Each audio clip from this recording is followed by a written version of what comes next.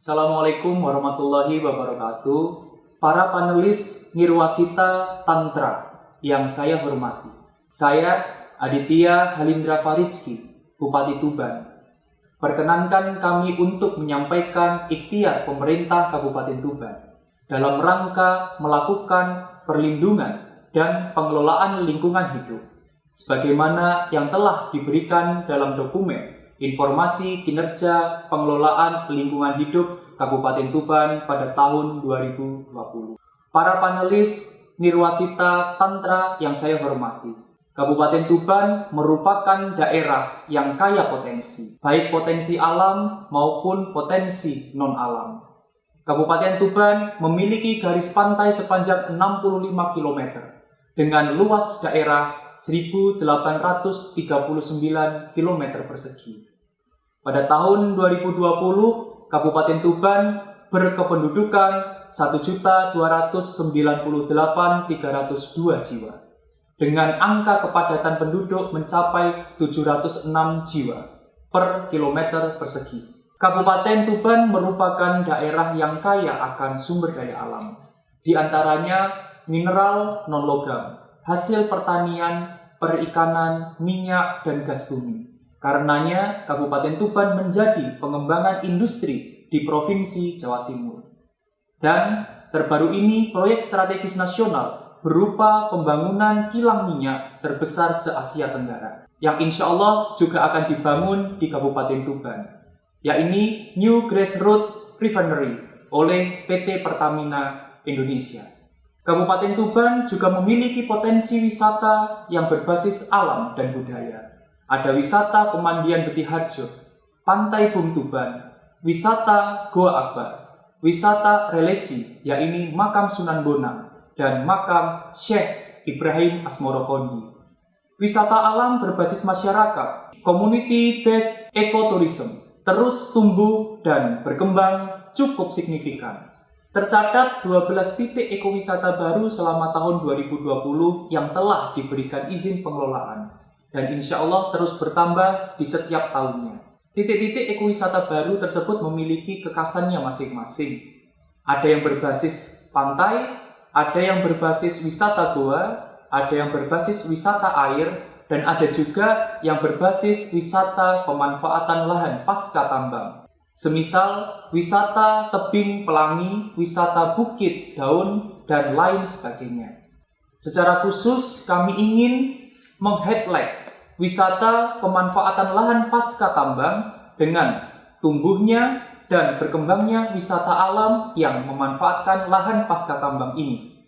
Kami mencoba untuk memperbaiki image tambang yang selalu berkonotasi buruk secara ekonomi, lingkungan, dan masyarakat menjadi lebih baik, lebih positif. Kabupaten Tuban juga termasuk daerah yang ditetapkan sebagai lumbung pangan nasional tahun 2020. Karena konsisten surplus produksi beras dan jagung capaiannya hingga 60%. Para panelis Nirwasita Tantra yang saya hormati, perkembangan dan dinamika Kabupaten Tuban dengan segala potensi tersebut tentu memunculkan isu lingkungan. Karena itu, di tahun 2020 kami menetapkan ada 5 isu strategis lingkungan hidup di Kabupaten Tuban, yaitu 1. Alih fungsi lahan pertanian. 2. Penurunan kualitas air. 3. Penurunan kualitas udara. Yang keempat, resiko bencana banjir. Dan yang terakhir adalah pengelolaan sampah. Yang pertama, alih fungsi lahan pertanian.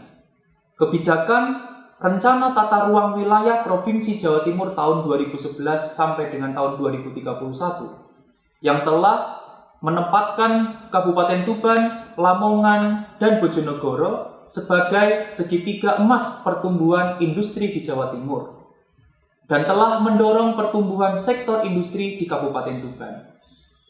Jumlah investor pada tahun 2018 yang masuk di Kabupaten Tuban adalah 214 investor dengan nilai total investasi sebesar 4.171 miliar. dan meningkat pada tahun 2019 menjadi 614 investor dengan investasi sebesar 27.700 miliar rupiah. Lalu pada tahun 2020, karena pandemi, menurun jumlah investor yang masuk di Kabupaten Tuban menjadi 482 investor dengan nilai investasi sebesar 14.294 miliar rupiah.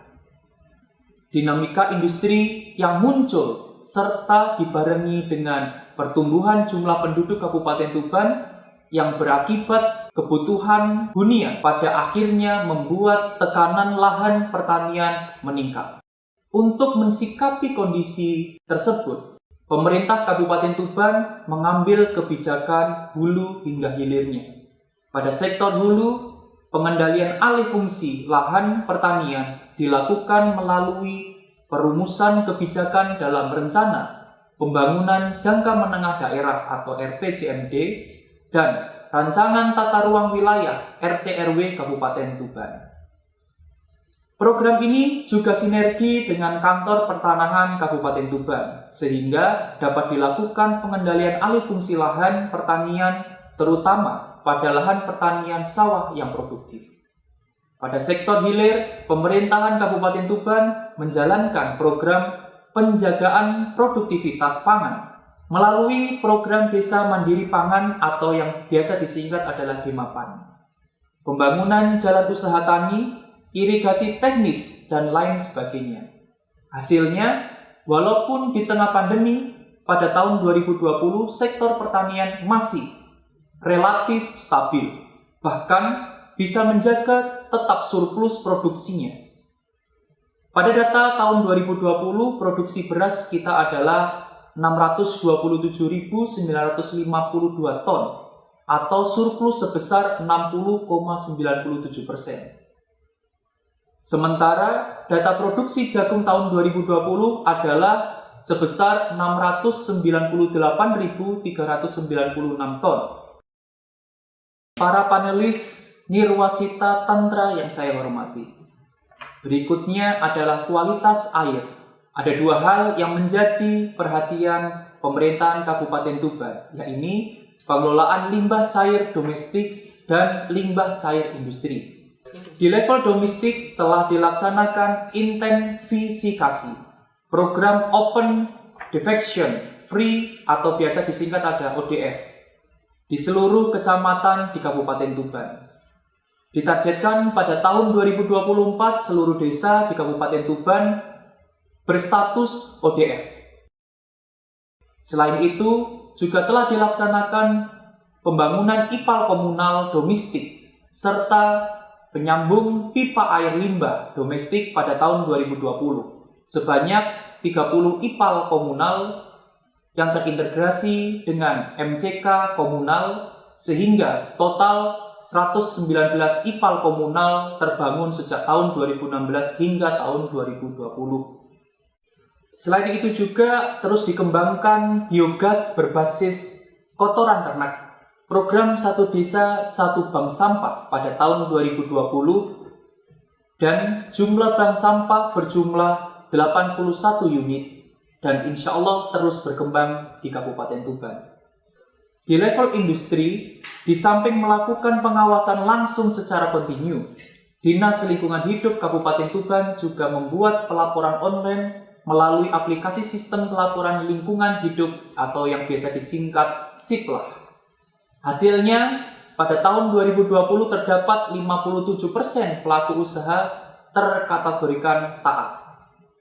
Dari sisi kebijakan, setelah berproses sejak tahun 2020, telah disahkan Peraturan Daerah Nomor 4 Tahun 2021 tentang pengelolaan sampah plastik dan tentang Peraturan Daerah Nomor 5 Tahun 2021 tentang pengelolaan air limbah domestik. Para panelis Nirwasita Tantra yang saya hormati dan saya banggakan, berikutnya adalah kualitas udara. Tantangan adalah pada sektor industri dan transportasi, program penghijauan di sepanjang jalur utama transportasi nasional atau yang biasa disebut Pantura terus digalakkan di tahun 2020 telah dilakukan penanaman pohon seluas 362,7 hektar. Selain itu, juga diberlakukan uji emisi kendaraan yang terintegrasi dengan uji KIR, serta optimasi transportasi publik melalui armada ramah lingkungan, yakni angkutan lingkungan, atau yang biasa disingkat adalah angkling. Pada sektor industri, pemerintahan Kabupaten Tuban secara kontinu melakukan program pengendalian emisi industri melalui pemantauan berkala udara ambien di sekitar kawasan industri. Para panelis, Nirwasita Tantra yang saya hormati dan saya banggakan. Berikutnya adalah bencana banjir. Pada isu ini, pemerintahan Kabupaten Tuban telah merencanakan dan melaksanakan beberapa program, yakni pembangunan long storage di Desa Jadi, pembangunan ekodrain sebanyak 346 titik, juga pembuatan biopori di seluruh perkantoran sekolah swasta yang ada di Kabupaten Tuban. Dan alhamdulillah hasilnya telah terbangun biopori sebanyak 16.400 titik. Selain itu, pembangunan ruang terbuka hijau, publik dan private juga terus dilakukan optimalisasinya melalui kolaborasi dengan berbagai pihak. Untuk isu banjir, Bengawan Solo, pemerintahan Kabupaten Tuban juga terus berkolaborasi dengan berbagai pihak. Di antaranya, Balai Besar Wilayah Sungai Bengawan Solo, Kementerian PUPR, Relawan Taruna Siaga Bencana, pembentukan Forum Pengurangan Resiko Bencana atau yang biasa disingkat FPRB. Para panelis, Nirwasita Tantra yang saya hormati dan saya banggakan. Yang terakhir adalah isu persampahan.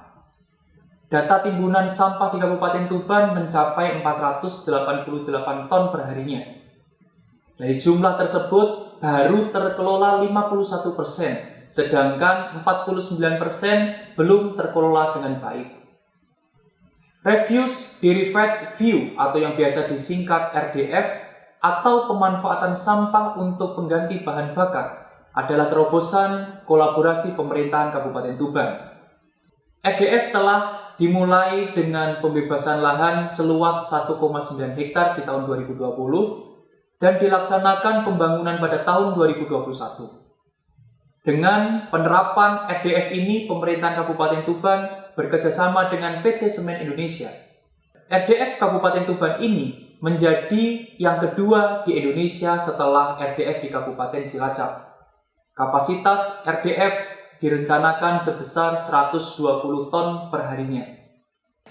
Program lainnya secara simultan terus berjalan adalah penyadaran masyarakat melalui program Kampung Idaman Berseri, Sekolah Adiwiyata, program Satu Desa Satu Bank Sampah, dan berbagai kolaborasi aksi bersama dunia usaha, masyarakat, sekolah, TNI Polri juga terus dilakukan.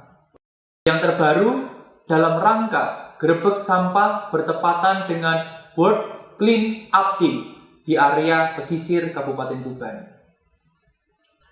Para panelis Nirwasita Tantra yang saya hormati dan saya banggakan. Demikian uraian kami seputar isu strategis lingkungan hidup yang dapat kami sampaikan.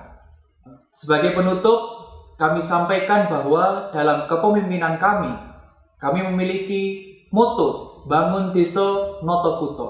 Dengan harapan tentu melalui kepemimpinan kami, segala potensi yang ada di Kabupaten Tuban pada akhirnya benar-benar mensejahterakan serta meningkatkan kualitas hidup masyarakat Kabupaten Tuban.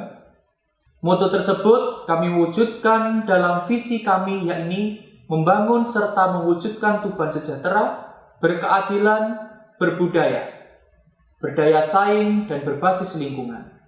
Mengapa berbasis lingkungan? Sebab kami percaya dengan kualitas lingkungan hidup yang baik, maka akan terwujud kualitas hidup yang baik pula. Dan melalui semangat inisiasi, inovasi, kolaborasi aksi, maka desa akan terbangun dan kota juga akan tertata dengan baik. Hasil akhirnya kualitas hidup masyarakat Kabupaten Tuban juga akan terjaga dengan baik.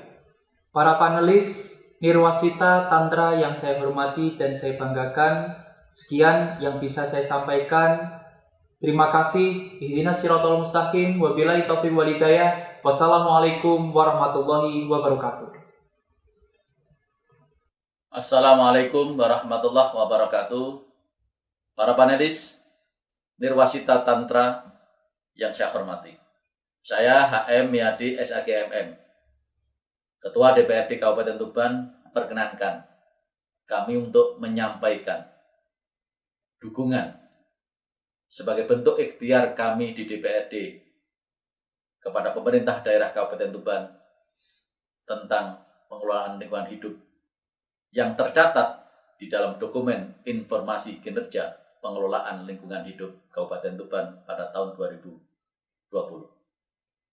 Para panelis Nirwasita Tantra yang saya hormati, DPRD Kabupaten Tuban sebagai mitra pemerintah sudah barang tentu mendukung apa yang dilakukan oleh pemerintah Kabupaten Tuban dalam rangka untuk mengelola lingkungan yang ada di Tuban.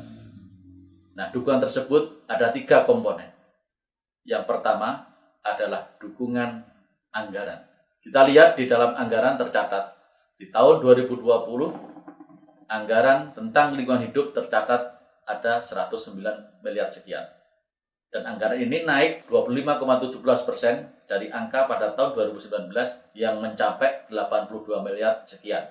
Dan anggaran tersebut tersebar di beberapa dinas. Dinas tersebut salah satunya adalah Dinas Lingkungan Hidup dan termasuk PUPR, PRKP, Kesehatan, dan BPBD. Nah, sudah barang tentu anggaran tersebut untuk kegiatan apa saja yang perlu didanai. Yang pertama adalah untuk program pengembangan lingkungan yang sehat. Yang kedua, program pemberdayaan pengelolaan persampahan dan limbah B3. Yang ketiga, program pengendalian pencemaran dan kerusakan lingkungan. Dan yang keempat, program pengembangan pengelolaan dan konservasi sungai, pantai, dan sumber daya air lainnya. Bentuk dukungan yang pertama. Yang kedua adalah bentuk dukungan dalam legislasi atau peraturan daerah. Kami selalu welcome eksekutif mengajukan perda dan kami bahas secara kontinu dan itu dapat terwujud perda yang diajukan pemerintah bisa selesai dengan target. Dan DPRD juga mengeluarkan perda dalam bentuk inisiatif DPRD. Ada 2 peraturan perda, yaitu Perda nomor 4 tahun 2021 tentang pengelolaan sampah plastik dan Perda nomor 5 tahun 2021 tentang pengelolaan air limbah domestik. Kemudian dukungan yang ketiga adalah pengawasan. Nah, sudah barang tentu sesuai dengan tugas kami, DPRD selalu melakukan pengawasan di dalam rangka agar apa? Seluruh anggaran yang kita berikan, seluruh legislasi yang kita sampaikan, ini bisa berjalan dengan baik. Kita lakukan pengawasan, baik melalui pimpinan, komisi, maupun anggota dewan yang lain. Para panelis Nirwasita Tantra yang saya hormati, kemudian dalam konteks penghargaan Nirwasita Tantra Green Leadership ini, kami sebagai wakil rakyat, sebagai ketua DPRD, dan sebagai mitra kerja pemerintah Kabupaten Tuban akan terus mendukung melalui kebijakan yang saya sampaikan tadi ada 3, 1 anggaran, yang kedua adalah legislasi, yang ketiga adalah pengawasan. Akhirnya, kalau ini bisa kita lakukan, maka kita berharap pemerintah daerah Kabupaten Tuban dapat melaksanakan tugas dengan baik sesuai dengan apa yang dicanangkan, dengan semboyan kualitas hidup akan terus terjaga. Pada akhirnya kualitas hidup masyarakat juga akan tetap terjaga dengan baik. Terima kasih, mohon maaf. Wassalamualaikum warahmatullahi wabarakatuh.